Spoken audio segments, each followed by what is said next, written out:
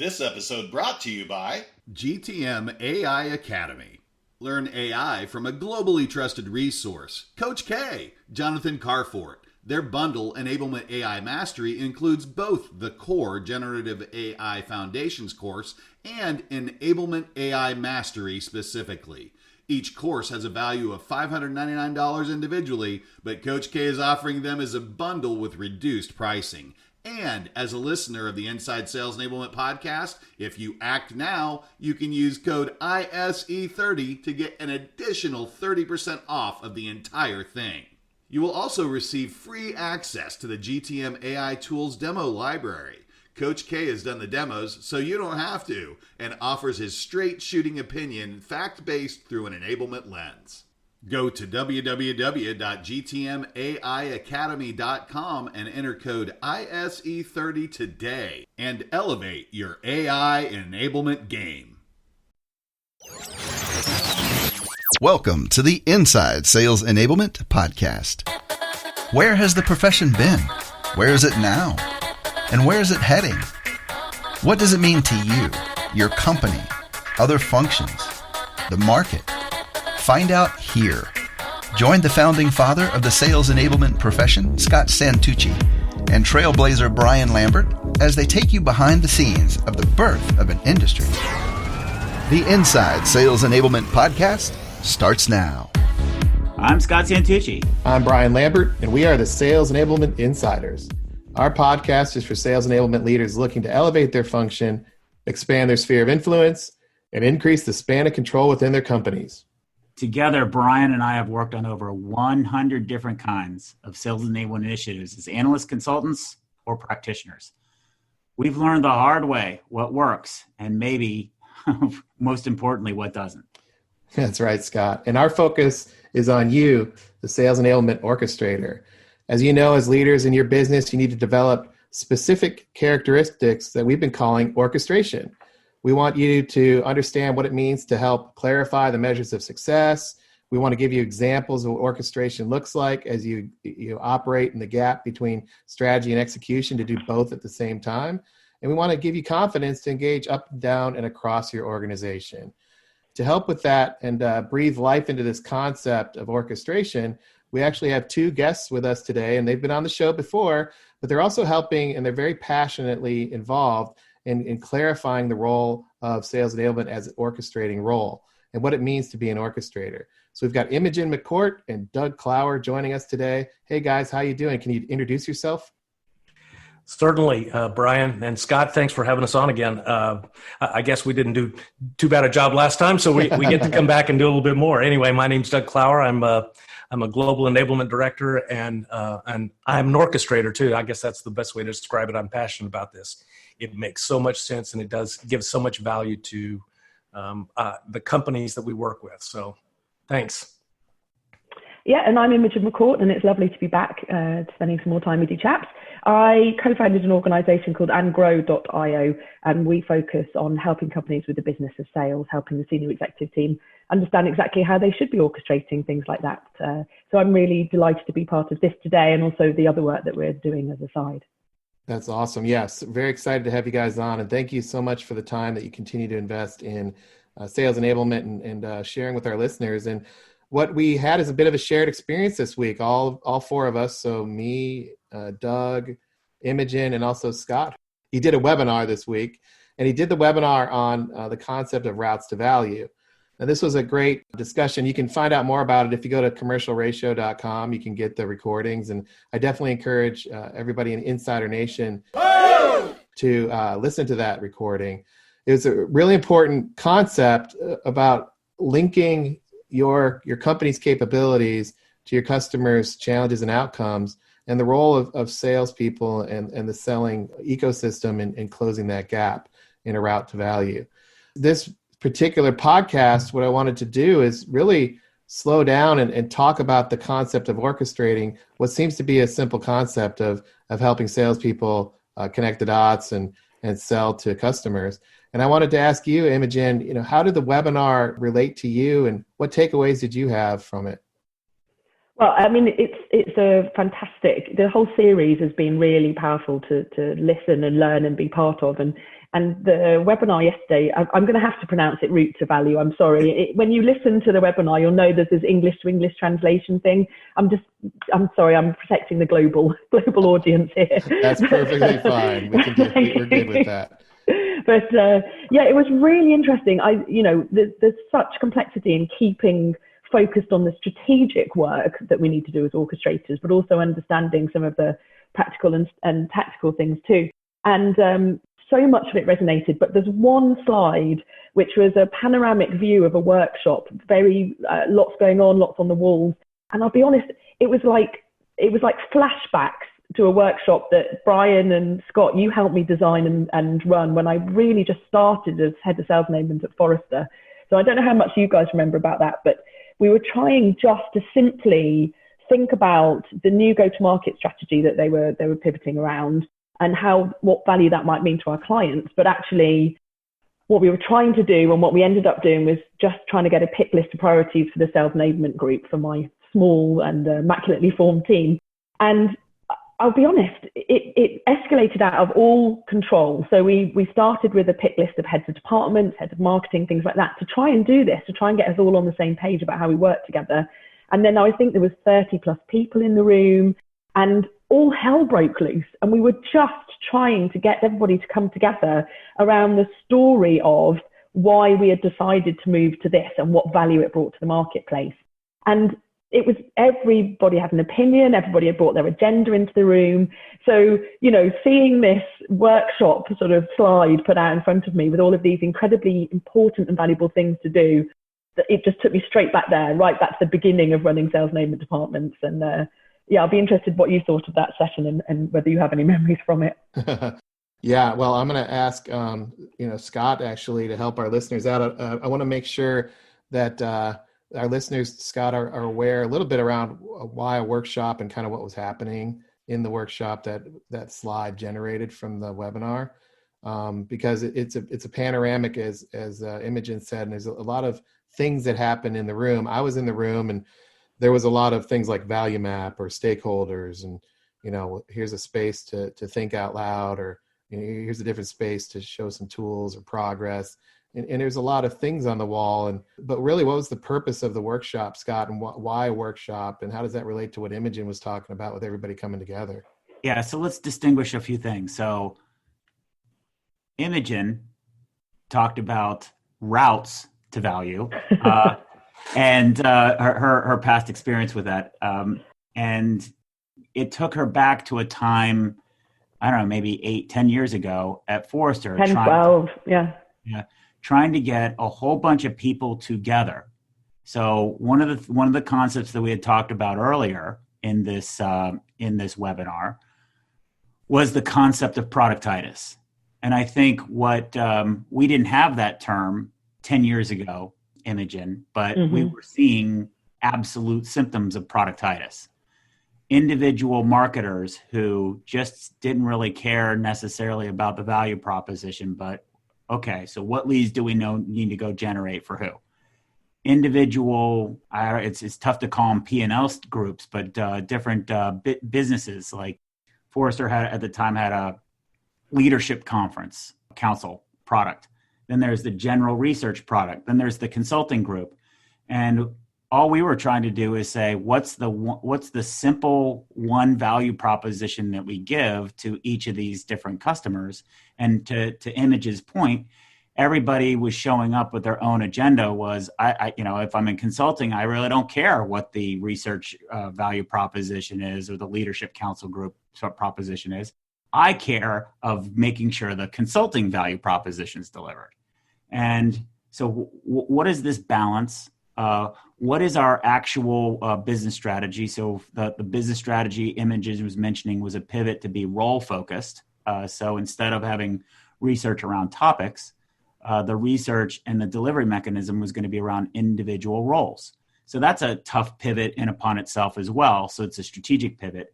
So you have all of these different variables going on at the same time. So that was then. So kind of the Wayback Machine 10 years ago. What Imogen was referring to is a slide which is part of the process. So at the end of our routes to value presentation, We talked about, hey, here are the problems. Then in the middle section, we talked about, let's illuminate what an outcome is from a customer's point of view. Now, the second part, then the third part then would be, what methodology do you follow to put it all into action? Because you can't just have one group go and build a playbook, or another group build a value map, and another group do something else, because nothing's going to tie it all together. So what we were doing is introducing a series of workshops or techniques that follow design thinking principles to get everybody together.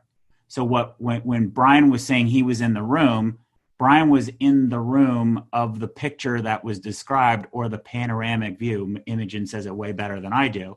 And what we're trying to illuminate here is let's plot out all of the different variables of why you people just, go get people involved. So going back to the Imogen's point of view at the beginning, which was, hey, this is simple. All we were trying to do is simply get blah, blah, blah, blah. Well, sales is simple, but simple is hard. And I think that's what we're experiencing. We're experiencing in this story real life examples of Stratacution coming to life, real life examples of the need for orchestration. What happens when you don't have it? Things disintegrate into utter chaos that's unbelievably frustrating for everybody involved.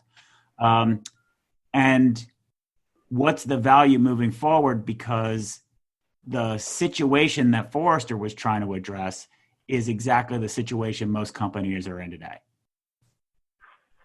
Yeah, that's great. And you're mentioning, and this is highlighting, two phenomenon. I'd love, Doug or Imogen, you to chime in on this. But one is this phenomenon of, hey, you know what? I talked to you perhaps individually, and everybody's focused on customers, and everybody wants to do the right thing.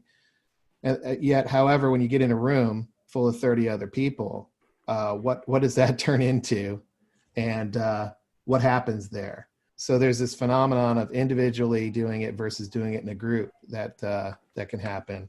And then the second piece is, Scott, you said very specifically, well, you can't have one person do a playbook, and you can't have one person maybe building a message, and then I would add, you can't have one person aligning it in the platform or of enablement platform or whatever.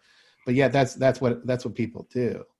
So of course they can do that. But you added the qualifier of, or else it won't be integrated, and it won't be integrated for sales. So those two phenomena, this idea of what happens individually versus a group, and then the other phenomenon of how the work gets done, where you parse it out and you get it done, you check it off, versus integrating it for sales, or the lifeblood of sales. What do you guys think of that? That's what strikes my mind as what the challenges of orchestration are in a picture like this. Doug or Imogen, do you have any thoughts on that? I think what is so illustrative of that particular image, or that picture, that panorama that's in there, is really about all the different elements or people that have a role or some sort of outcome that they're chasing. And in most cases, everybody says, I have the customer in mind, but a lot of times they come with their own conceived agenda. It's like, the customer needs this feature, or the customer wants this executable, or this guarantee, or they want this price, or whatever it happens to be. And the idea is, you have to collectively bring those together and bring them into alignment. That's one of the bigger challenges. I think augmentation to this particular picture that we're referring to, for me, was the outcomes slide, the one where it's the building, and there's like 6 different outcomes. And those outcomes, you have to understand what level you're talking to. So the idea of orchestration, it's hard because you got to get everybody to begin to understand, what are we targeting? What is it we're looking for? What does the customer expect? What's the outcome we're trying to get to?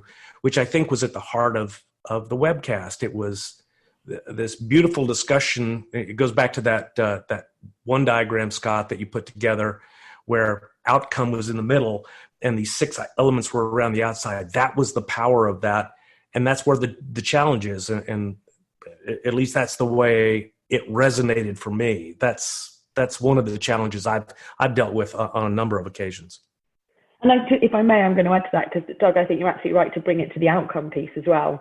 We the last time we did our podcast, actually, we talked about how important the actual conversation between a salesperson and a client is, and that value is added when you can discuss what great outcomes you can work with them, what they can change towards and why. But for me, I also think there's this piece about orchestration, which is there are so many moving parts. There are so many people who passionately care about, do we understand who the wallet owner is or where the budget holders are? And that will help our sales organization. And then that's suddenly internal again. That's suddenly about the company structure or how we, company A, sell to them. But what's really hard is actually taking this idea of an outcome that we could deliver and turning that into something that we can actually add value with and not complicate our clients' lives. The Forrester workshop, everybody came in really, really believing that they had, and having the client's best interests in heart, but not fully understanding how you translate that into something that can be sold, that is empathetic, that drives and delivers value, that can be understood in the marketplace. And I think that's the really smart bit about orchestration here, is simplifying enough without dumbing down, and providing enough of the environment and the facilitation to make people look at each other and see how they can come collectively together to drive more value, not look at each other and think, oh, they're just going to take sales resource that I really should have because my product's really powerful for our clients, but now marketing are going to focus on something else and I want them to focus on something else. And I think the orchestrator has to be both the incredibly strong leader, as Scott, you've said over and over again, but also this really powerful, quiet person who's sort of sitting behind the scenes, making sure that everybody understands and the bigger picture, the whole, the outcome that Doug's talking about, which is always client side. It's always client side, the outcome. Yeah, these are great. And I mean, you're outlining, Imogen and Doug, this concept of many moving parts.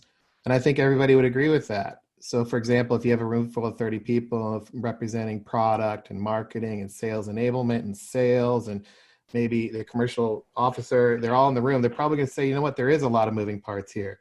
There is a lot of individual perspective that we need to bring in. Everybody has a point of view on what's worked before, perhaps. Or, we all should have the same, and we probably all do have a definition of value. Is it the same? I don't know, but we probably all think we know what's valuable. And we probably all believe that we should be working together to figure this out. That's why we're in the meeting. So this idea of, we're going to be in an environment, and an environment's going to be created for us to work together. And then, somebody's probably going to lead this, and I'm going to participate.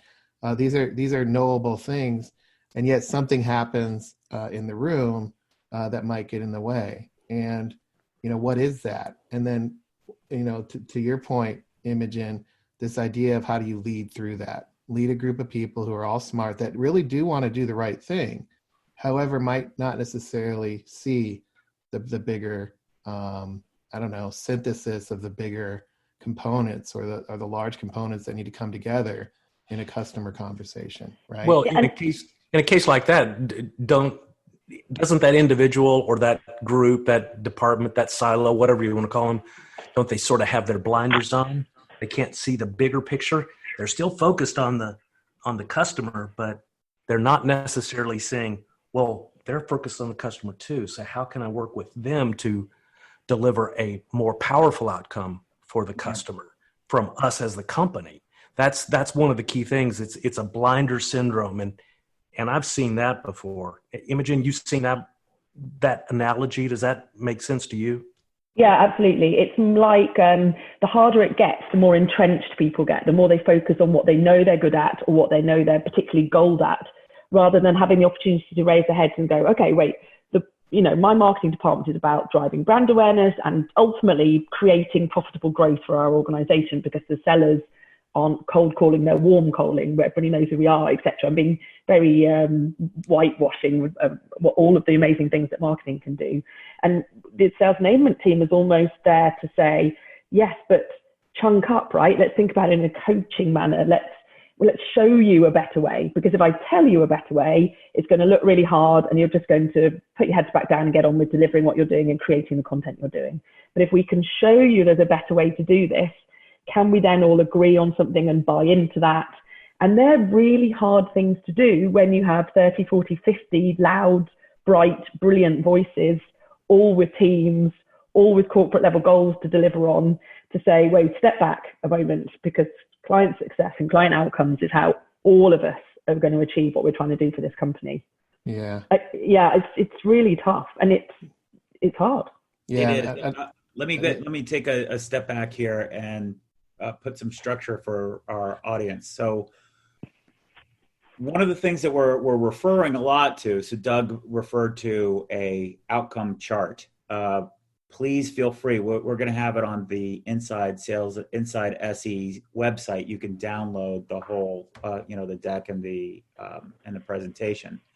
But let's just talk about. Let's take a step back, and something that we all can relate to would be Imogen's story that she mentioned at the beginning. Let's look at complexity and confront complexity, because frankly, that's what we're addressing. And our brains are designed to where we don't want to confront complexity. And complexity really only has two pieces of it, right? Two big buckets. There's the number of moving parts, and then the connections of those moving parts. And the first thing that you need to be able to do is to organize all of the moving parts so people can see what we're asking our salespeople and our customers to absorb. Because if you don't do that, people are going to show up and think, hey, I'm only producing 5 documents. I'm only asking salespeople to do 5 documents or ask 5 questions off of my 5 documents. How can this be so hard? Are they that stupid that they can't take 5 documents? But what they don't see is that there are many people all producing 5 documents. And some of the people in the room are incented every quarter by how many documents they create. So just in the number of parts, there's an exponential factor that involves with each person in the room, they're contributing more of the parts. The other thing that we're not factoring in too is how many people our salespeople are engaging with either, which is another part. So these are taking inventory of all the parts and helping everybody to recognize that. Then you can actually get people to empathize with the number of permutations of all this different stuff. You're talking about just managing information in the billions of piece parts, which is impossible for any human to digest. Then the second thing that you have to worry about are the connections. And this is why I like the word conversation, or the design point of conversation. It's piggybacking on something Imogen said before. At a individual moment in time, what's your best path of connecting the dots with an executive? Is it through a conversation with a lot of relatability, or a very prescribed sales playbook? What do you think the reality is going to be in real life? It's going to be a conversation. So not only do we have to distill all this information, but we have to make sure that our salespeople have the right techniques and the confidence to engage with those executives to make it relatable. Because they're going to relate to pictures. Some are going to relate to numbers. Some are going to relate to just stories, because they're human beings, and human beings respond to information differently. There is not one silver bullet, and that's the power of conversation, and we all know how to have them. We just tend to think what we have to do is stuff more stuff down salespeople's throats. And I think that these are the variables that I think we as sales enablement leaders need to do a better job of communicating to our executives how difficult it is to drive execution. Doug, what are your thoughts or reactions to that? I try to summarize the piece parts. I think you're spot on. I think, and I've had a lot of conversations with different people about what you just referred to, the seller burden. I've got one group that says, yeah, I've just got these 5 documents. So, well, that might be marketing. And then you got the pre-sales consultative side of things where they say, I've got this stuff. And before you know it, there's 60 things that they have to look through to figure out how to distill this. But how is that organized? First of all, are all 60 necessary? And second of all, how do I organize them to have a conversation with the director of IT versus the chief financial officer or whatever it happens to be? And so the idea of how do we lighten that burden is really important. I thought one of the quotes you had was really spot on. It said, wow, I was a CA coach, we've spent all this money. We spend more on training and learning and stuff. And that's just on training and learning, not out of the office. I went through the same exercise at one point with an organization and looked at the burden of time a seller had to do organizational type of things including learning and development, if you want to call it that. And it seemed like 16 hours of a week they were spent doing things that were not selling related. They were reporting related or compliance related, but not selling related. And we have to be careful of that too. So being very, very discriminate about the kind of material and what it should look like given the conversation or the outcome we're trying to accomplish is really important and powerful. That was a really good part of the webcast the other day as well. And if I may, I think what's been fascinating for me is that not only is there this absolutely true burden of sales, how do I wade through 2,500 documents for 170 products to decide what's appropriate? It's also, where is my actual client in their buying cycle? So what do they need from me? And also, where are they in the organization? Because as you guys said in the webinar, but it's I hope more commonly understood, there's a buying committee now, and they're not all executives. A lot of them are, but there are influencers and there are people who are going to have to live with this product or service or whatever it is that are part of saying, yeah, this is going to work or not, right? We can make this work or we can try and make it as awkward as possible. So these salespeople are navigating away from products to solutions and best case outcomes. And they're also saying, okay, so today it's the C-suite, so I need to be talking about EBITDA and market share and share price. Tomorrow it's a VP head of department, so I need to be talking about, measurable revenue outcomes or margins. And, the next day I'm talking to the user team, so they'll need to know actually feature function and how many they're going to get and how often they're going to get it. That's huge. All the while, you have to manage the energy of everybody because the change resistance is massive. Every group wants the environment to be different, but each individual group doesn't want to change. They basically say, if everybody were else to do what we do, the entire company would be better. And you can just sort of imagine each different department going, screw you, what about, why don't you just adopt what we do? Instead of compromising and giving some ground and coming up with something new, that's not inherent of how we're set up and what happens. But ultimately, that's what's required in order to create a new approach that that can work. So I think however agile your organization is, and we all like to think that we've got fantastically agile organizations nowadays, you're still selling change. Change is hard, and there will be disruption along that way. So this outcome that you're selling and building the vision of and everybody's buying into, there are still people from the executive suite all the way down to, the IT bods who are making this happen, who are like, God, this is going to be painful. And really, do I have to let go of all of that? And the answer is yes, because a clever sales team, in this case, almost certainly has worked with a clever buying team to create the true future vision of something better, something more valuable. And that goes all the way back to how on earth do you orchestrate that vision of value and all the stakeholders and all the impact statements and all of those tactical, clever pieces as well without overwhelming anybody, let alone the people trying to do it. Yeah. So one of the things that's really resonating here with me is in prior podcasts, and one of the things that we try to keep highlighting on InsideSalesEnablement.com with Insider Nation is this idea of how do we focus on uncovering your unconscious competence. Mm-hmm.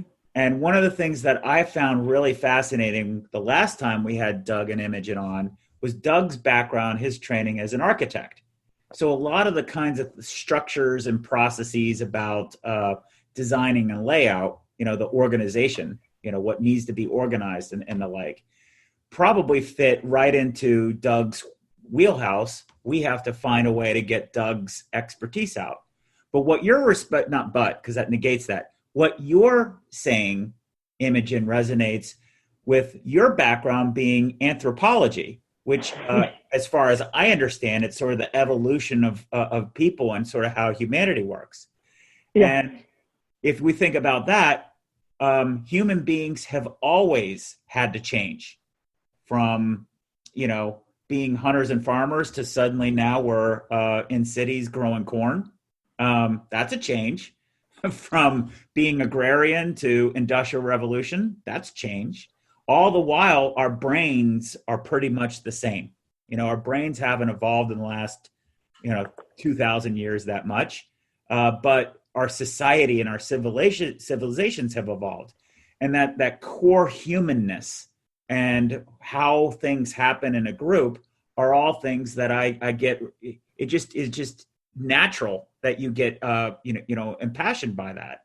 And I think if we could start blending, and I'm sort of signaling here, to me, Imogen, you're what needs to be managed, and Doug, how we structure that stuff.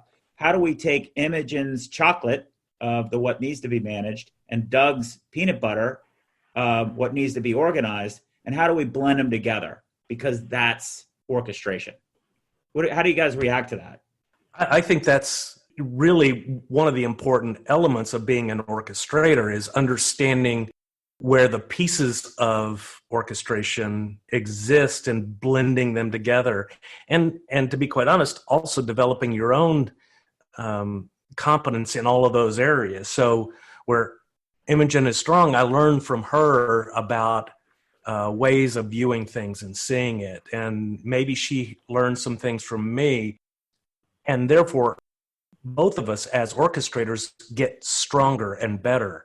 But it's recognizing that here's where our competence is, our unconscious competence, and then developing the other ones, because we have to see the big picture and be able to work together and reach out and go, that person's really good at this.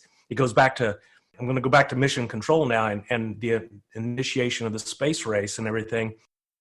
When these people started coming to John F. Kennedy and he said, you raise a good issue, there's a problem there, so I'm going to put you in charge of it. And somebody else comes and says, well, we've got a problem here. And so, well, it sounds like you've got a really good handle on that. I'm going to put you in charge of that. So the idea is, the orchestrator in that case was JFK, and he was able to identify those people that had passion in that space, pull them together, and execute toward the mission to put somebody on the moon in 1969.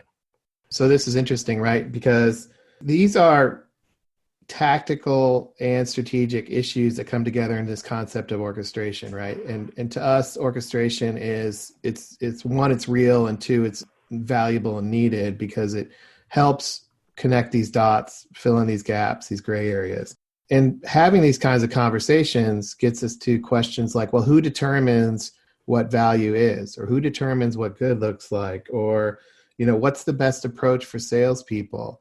And really no one person owns that answer. And the answer is found among and between people who have different perspectives. So that's why, I see a lot of focus. I believe that's why I see a lot of focus on things like collaboration and creativity and design thinking, et cetera. But the business value and the business impact of that is never talked about. It's just a given, hey, you should get everybody together. Well, we're talking about in this podcast, we get everybody together, and then to use Imogen's word, all hell breaks loose. Right? So, but listen, I just want to respond to Doug's comments as well, because I do learn every time we get the chance to speak, either sort of almost publicly like this or privately in the other work that we're doing together. But actually, the human being looks for stories and patterns and structure. And I think that what we're trying to do here is provide something for things to hang off so that it can be remembered and called upon and be pertinent in the moment for the salespeople. Because, ultimately, those ideas, it shouldn't be owned by one person. The orchestration is about, we're all bigger than 2 + 2 = 5. We're bigger than the individual moving parts. So, I think that there's something really important about how we support each other, but also how we try and keep clarity about what it is we're working on, what we can manage, what's on the green, and how we can really push the envelope on this. Think about this idea as not ours, but as something we can actually make better than it possibly is, because we come together to think about it with everybody who'll be part of solving it or delivering it or right. providing it. And if you think about it, let me ask, the anthropologist here, are people taught these things? Are we brought up in a way that brings 30 people together to work on something and understand the perspectives of people? Is what people are taught? Are they equipped to have these kinds of interactions and really experiences where the answer is found among people? Or is there something else going on that we're wrestling with here with how people are trained, certified, et cetera? What do you think? So I must just say that as I did do anthropology, but I also did archaeology. So to set myself up as a, the trained and perfect anthropologist would be deeply unfair. But I would say that we are tribal groups, right? Monkeys tend to come together as groups, and we work best when we are supporting each other and playing to our own strengths within that collective whole. So we can talk about societal constructs and all sorts of things, but I hope it's not a sad fallacy to truly believe that we don't work as a pack, that we think about the greater good, and that we want the best for ourselves, whether that's economically or whatever you're motivated by, right? Happiness, intellectual stimulation, etc. We're moving way off topic here, but I think the point is that to orchestrate is very natural for those who are naturally orchestrators. And we can talk about the competencies, we can talk about the skills and the behaviors of an orchestrator, but there are also incredibly valuable parts of this problem, if you like, which is the people who get stuff done, who are tactical and detail orientated and make this happen in a way that really brings it to life. There is no innovation without actually getting stuff done, without the tactics too.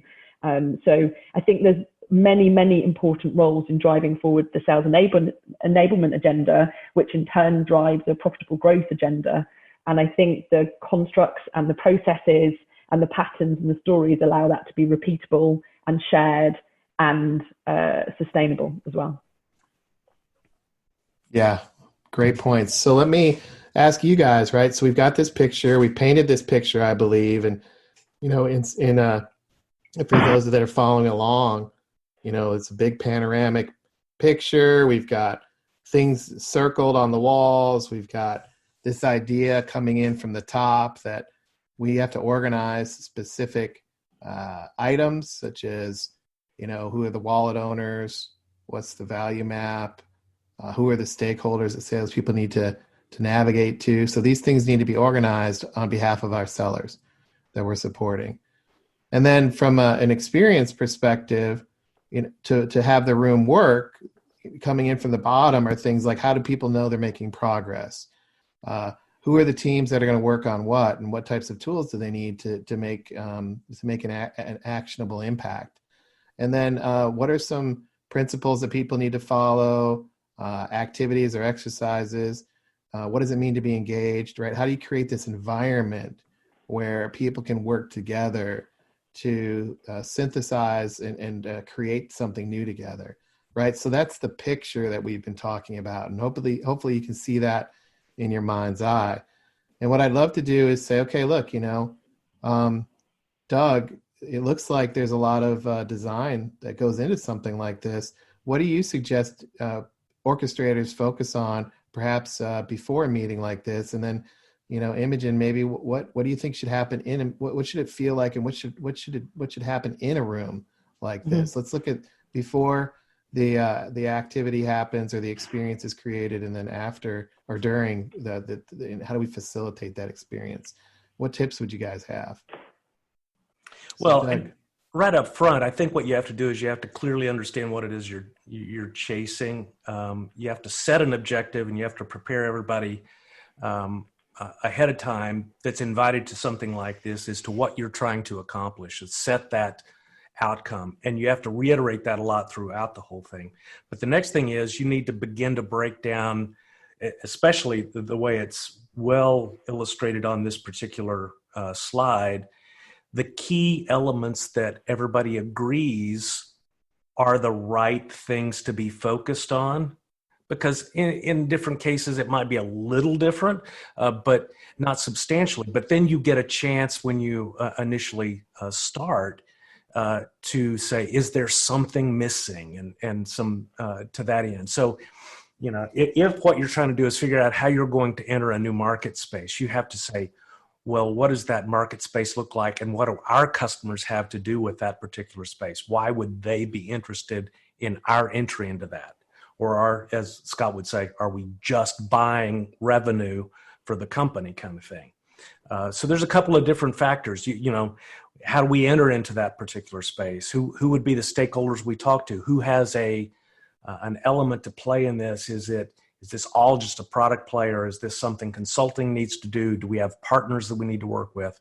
So it's really about articulating the key elements of what that outcome would look like, not what the elements are themselves, in other words, the description, but what is it we have to include in this, and talk about that right at the very beginning. So that setup is important to get the right people there and to make sure that we have the right stakeholders, internal stakeholders, so that this kind of a meeting is productive and that we achieve what we're expecting to do on the backside of this, and we have something actionable to work toward.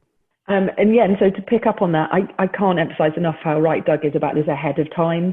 So I really feel like our purpose as orchestrators or facilitators in this sort of workshop is to make sure people feel set up for success. They know why they're in the room. As Doug says, there's an understanding of the common purpose, what we're trying to achieve as a group collectively, and what that means for them. Very practically, and we all know how to design great workshops, but with the common purpose piece, I also think we need to set the scene for respectful listening. So everybody will have a voice, everybody will be heard, but let's listen without thinking about the next step that we're going for. People need to understand why they are there, what we're expecting of them, their role and them personally. And I also, in my experience, if it's going to do some really good big thinking with a lot of outputs, so we talked about value maps and impact statements and stakeholder maps and so on and so on, there's a lot of outputs there. Sometimes it's really helpful to have an understanding about who's going to run with this. So people will sometimes feel very passionate with something that they've come up with and they want to own it. That's fantastic, but they should have somebody from sales enablement to work with them to make sure it doesn't splinter off into one way or another way. But I also think it's very helpful to have some people there who up front say, we're going to come up with some great things. This is the team of people who are going to go ahead and continue to work on that, or we're going to push that further. And if you want to volunteer to be part of that, brilliant. If you don't, because we're all super busy, that's fine too, because these people will report back and keep it moving, and you'll be called in because we all want to be accountable and part of it as we move forward. So that's just some very practical things to back up what Doug was saying about get some common purpose, real understanding of what they're there, and that ahead of time. Set them up with reading if you need to, give them pre-work, let them understand what they're doing. And I like to speak to people as well if we possibly can. And that, I think, Doug, you were advocating that too. Yeah, absolutely. I think I'd like to touch on the one thing you talked about. It's the post meeting, the post outcome of a workshop like this is somebody who is in charge and sort of keeps the music going. If we talk about a maestro or an orchestrator at this particular point, somebody who keeps the music going, because I cannot tell you how many times I've been in meetings with 10, 12, 15, 20 people, and we've got these great plans and this and that and everything else, but nobody walked away with, okay, you have responsibility for putting this on a drip schedule, for checking in with everybody to make sure things are progressing, to building some of the timelines or executing against the timeline we've already set.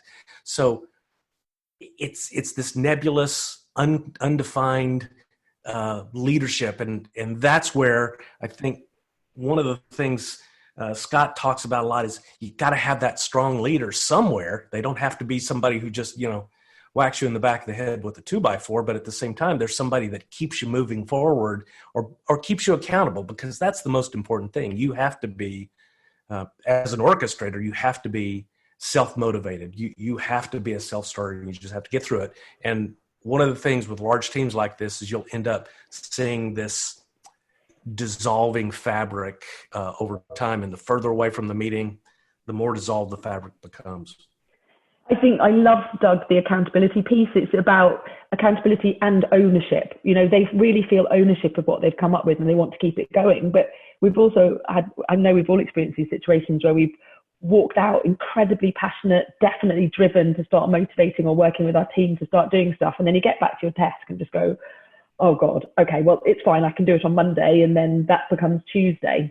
Whereas, if there are people who are genuinely there right from the beginning of the workshop to be co-owners, or even to be able to pick up and do some of the grunt work so that it does happen and it does manifest, because you can't get that level of senior executive into a room and then ask them to come back into the room again to do the same amount of work and thinking and challenging their own concepts, if they don't see great outcomes from it, and they can't, and if they can't see how it's going to change over time and improve how a company can hit its numbers, how salespeople and the clients can be successful together. Yeah, and one of these things that's valuable about an experience like this, which I have seen accomplished virtual, by the way, too. So I know we're using a picture, and it's in a room, and I know we're in a virtual setting now with COVID, but this can happen virtually as well. The interesting thing about it is this idea of how do you help salespeople have the conversations that they need to have, right? That's really the design point here. And part of the environment that's created is, well, what needs to be organized in the salesperson's mind, to have those conversations? And then how do we manage this idea of working together? These are activities, actions, and skills really built on the idea of group synthesis, of bringing together shared perspective as a way to create momentum, but really to the focus and the use of people's brains, if you will, right? Everybody's personal computer between their ears. What do we want them to work on? It's the idea of how do you synthesize across these things? Let's understand who salespeople need to talk to, what altitude level. Let's wrestle with the concept of how do we get to a simple value proposition? And let's get to the concept of who the wallet owners really are and what the impact statements might be for those specific wallet owners. And this is much more specific than the idea of a persona or the idea of a buyer journey. Those things are so generic that salespeople find them not useful at all. So the idea of how do you have a conversation with the specific roles that have a specific remit to achieve a specific outcome when they're faced with specific challenges, right? And how do you help salespeople navigate those? That's the synthesis that's happening at a group level. So the idea of the group coming together is to not say, okay, this is the flip side of where I've seen these types of environments. There's two patterns. Okay, we're getting 30 people together to train them all on the answers to all this stuff. That's not what's happening here. The second one is we're getting everybody together to delegate the work and turn them all loose to go build a bunch of random stuff from a project management perspective. That's where I've also seen 30 people come together. So the 30 people pattern of let's train everybody and the 30 people pattern of let's delegate the work and everybody go work on it. That is so the opposite of this idea of let's get 30 people and use your brain power to help salespeople have a conversation that synthesizes this against the context of a COVID environment and the environment of COVID, plus the fact that we're now selling a platform, for example, and nobody knows what a platform is. These are really specific challenges that orchestration needs to attack and address and solve. And Brian, not just what a platform is, but what the outcome of using this platform rather than somebody else's platform could be, right. And what value that can deliver and how they would measure it and how we would show that value and who would be involved in embedding it and making sure that the change process of embedding it plays well too. Because we talk about this room as if it's a physical room, it's a virtual room, it's a coming together, a meeting of minds, the synthesis of brilliant ideas, but still we have to keep the client advocate there, like just keep going on about, but what is the outcome we can achieve by bringing these sets of suite of products together versus that suite of products and services together, and can we reduce cost of sale and drive more margin? Oh, and also drive an outcome, it's and make it fun too. And somebody starts talking, be like, hey, I think you've got the productitis bug. That's all productitis related, right? Right. Because there is so much internal inertia and muscle memory around our products that, having an environment where people can police each other on that and saying, you know what, I don't think the customer is going to care about release, 5.7.1. I really don't. Right. So that's a great point. And also, Doug, what comes to mind here is there's this idea that we keep, that Imogen just brought up, which is, what is value in the first place? And oftentimes that's not discussed. It's just a given, or it's assumed what value is. And then the second thing is, what is valuable? So what is value and what is valuable? And the idea of what is valuable is what's valuable for whom. In this case, what's valuable for customers in a customer conversation, not what's valuable for product or not what's valuable for training, right? Yeah, I can't tell you how many times I've heard the value in this is we really need to get all of our customers off this older platform to this newer one, because the new architecture just gives us so much future capability, or ability to sell them more stuff. Well, that's a selfish objective. That's not something the customer cares about. If you want to really tell the value story, you tell the value story in terms of customer. In the future, you'll want to be able to do this, this, and this. By doing these things now, you begin to set yourself up to be able to do so. Not just that I updated to the latest version of something. And unfortunately, we are so driven back to the product. This is that thing that I can't remember exactly where it was discussed. Maybe it was on a LinkedIn post that Scott posted. It said something to the effect of, markets don't buy products. So go-to-market strategy is about products, and go-to-customer strategy is about problems, I guess is the way I described it. But I've thought about it since then. I said, go-to-market strategy is about envisioning something. So go-to-customer is about envisioning something, not about go-to-market, because markets don't buy products. Customers do. So good. I've done a really nice exercise with my last team where we sat down and said, so sell sales enablement to our CEO and our COO, now sell it to the head of sales, now sell it to head of marketing department, now sell it to a salesperson and an IT person. And they have to think about the fact that actually our COO, particularly in the PE-backed environment that we were in, mainly had to stay focused on EBITDA. So therefore we had to couch every conversation within an EBITDA ratio impact. And then you chunk it down and you get to revenue and margin and cost of sale and exposure and accountability, etc., and adoption and so on. But it's a really interesting exercise for sales enablement people to do, I think, to actually think about how would you talk about yourself, one thing that you know deeply and believe in deeply, and how do you position that for people. So, if there was a practical outcome of what could you do before you even walk into a virtual room to think about the outputs to help sellers, just do it. Just have a go. Yeah. That's such a good exercise too. I mean, think about this. Any software company, somebody selling software or hardware for that matter, go sell it to your own internal IT department and see how it goes. Or the CFO who has to invest in it. Ask them what they think about it. That's such a compelling exercise, because you can get that done. Now you started answering a lot of questions that when you start getting in front of a customer, you go, oh yeah, I know what they really care about. So yeah, and do you know what? We used to get some of the people at Forrester to phone up the heads of departments to try and sell stuff as part of their onboarding. And the key thing for me was to say to them, look, you've got me, this is fantastic, but I genuinely have to go and have a meeting about tech investment, a meeting about a new sales methodology investment, and and about 4 other things that were not in direct competition with what they were selling me, research, insight, etc., but were all on my sort of headspace agenda for that week about where do I put my budget, what's going to have the most impact. So yeah, doing it internally is a really safe way to try out things and see just what it means. Yeah, absolutely. And I like this idea of trying to communicate the value, communicate what is valuable, and then also these techniques that you guys are sharing with regard to how do you get really, 30 really smart people or 20 smart people who all have their individual perspective working together. I used to think it was as simple as saying, well, let's just focus on the customer.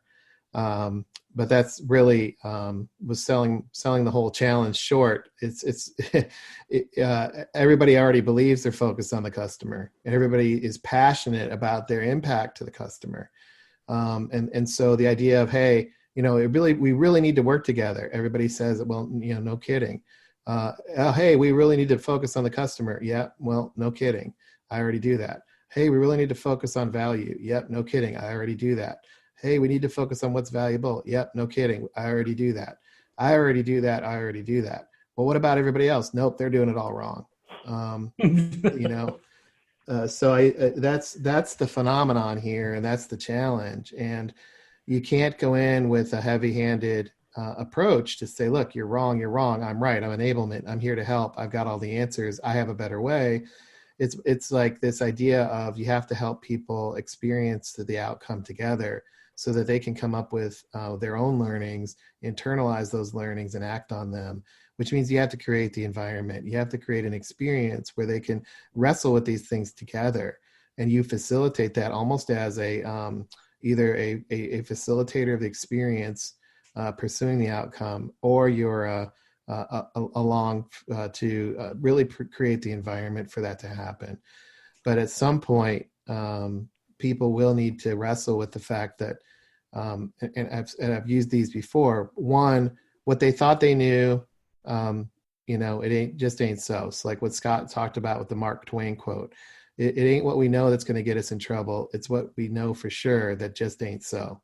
That's the Mark Twain quote. That statement is why orchestration is really valuable, because there are so many people that have built so much of their career on doing so much in their silo, that that hard wiring of that silo really has to be softened and work, unleashed in a new way.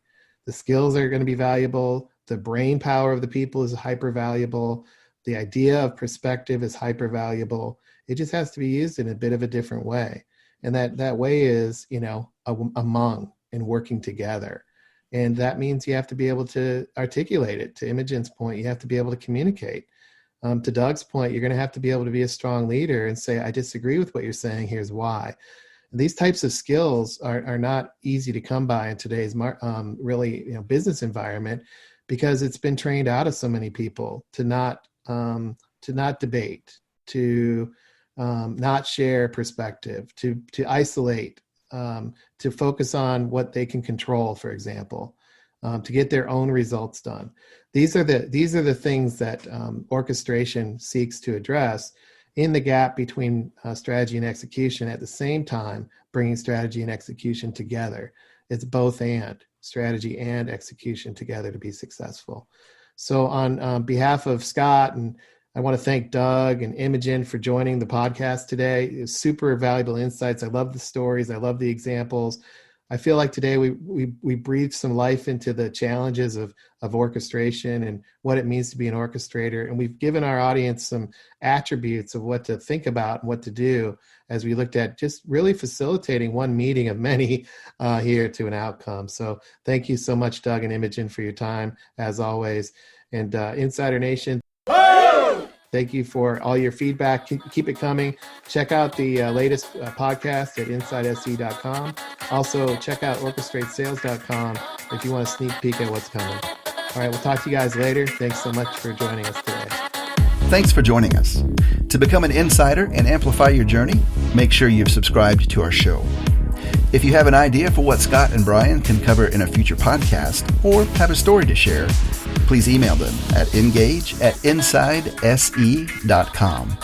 You can also connect with them online by going to insidese.com, following them on Twitter, or sending them a LinkedIn request.